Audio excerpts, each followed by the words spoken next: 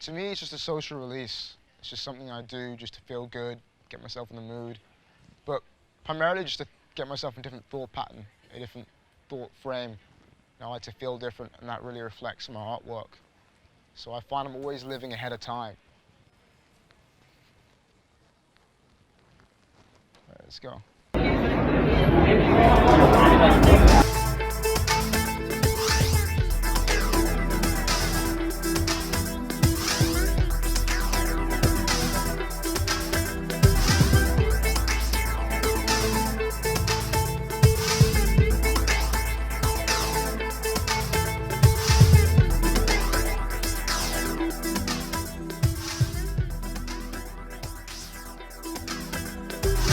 My name is Tristan.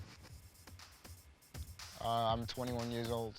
Often what I do in my spare time is I try and find the blueprint for stuff, like how am I going to, make plan A become a reality? How am I going to do this? How am I going to get to the next stage?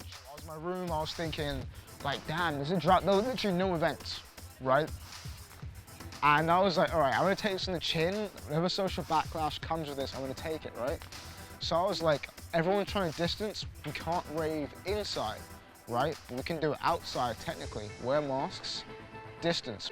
So made the move board, reached out a bunch of people, which was Crabwave, Dahlia, Koreatown Acid, Chippy, Carl Skeen, Warren, myself. I had to shout everyone out, the whole team. Next thing I know, we're taking to Riverdale Park. It's like a full moon. There's like fireworks in the sky. You have people with live torches, flipping them on the stick and stuff. And we have a whole light setup inside the cage in Riverdale Park. And we're just dancing from 6 p.m. to 12 a.m., right? And the city tries to literally shut it down. We go city workers, the officials telling us this is illegal, it's not allowed to happen. We call the officials, call the police. And we were like, look, this is public space. We're on stolen land owned by the natives, right? This isn't owned by the city. It's a piece of grass that you've arbitrarily ascribed to yourself. It's a very colonialist way of thinking that we want about. So call the police. This is a fundraiser for the LGBT community and the black community. That's where the money went towards that event. Shut the event down if you will. And funny enough, the police did come, but they came an hour after it ended. Right, so all the stars aligned for that night.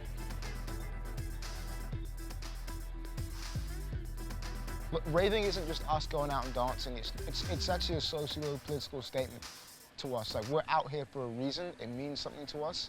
And we're going against the gentrified state of Toronto as a city, as a community, right? So the conversation we're having with them is how are we going to maintain this lifestyle in its core with what's happening, with the increases of prices of living, with the condoization of Toronto, with the rise of low-wage jobs. How are we going to maintain this art of rebellion? Having that moment click, it's wow, I'm a part of this. We're a part of this.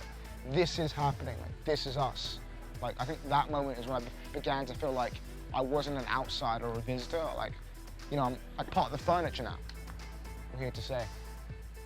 I think how the pandemic has changed the approach of ravers going out and planning is there's a lot more caution, a lot more concern, a lot more anxiety, a lot more worry, right? Which is ironic, right? Because this is the one experience where you're carefree, you're reckless, it's freeing. You're meant to be wild and reckless, but everyone's playing it very safe, which is ironic. So that freedom element there has kind of gone. The common phrase I'm using right now is confined in the free world. Despite having all this freedom, there's so many rules and restrictions right now, it doesn't feel like I'm in the free world anymore. And that's what I've learned from the pandemic is just what I need and what I don't need, right? What's a luxury and what's a necessity? I've learned that to the highest level now. So I'm kind of cool with just being minimal. I just found out who I want to have around me. I've internalized some of my values more for myself, the meaning of things, what I'm actually trying to do. Yeah, we're all just kind of people, end of the day. Just our basic core needs are all the same. That's the main thing. Nothing too complex, nothing too deep. We're just people going out with the same needs and desires. So, yeah, I just learned people are people, just like me. That's probably one of the biggest things that stands out to me at the moment, at least. get to know yourself on like a deeper level. And part of getting to know yourself is doing stuff you're not comfortable with to figure out what your boundaries are. So just let loose. Like, times is the only thing they're not selling in shops, right? So like, really embrace your youth and realize you don't do it now, you might not do it ever again.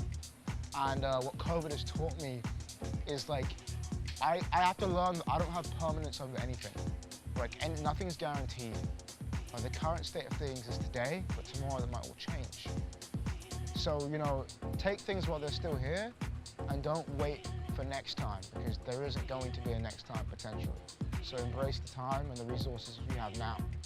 That's why you should rave.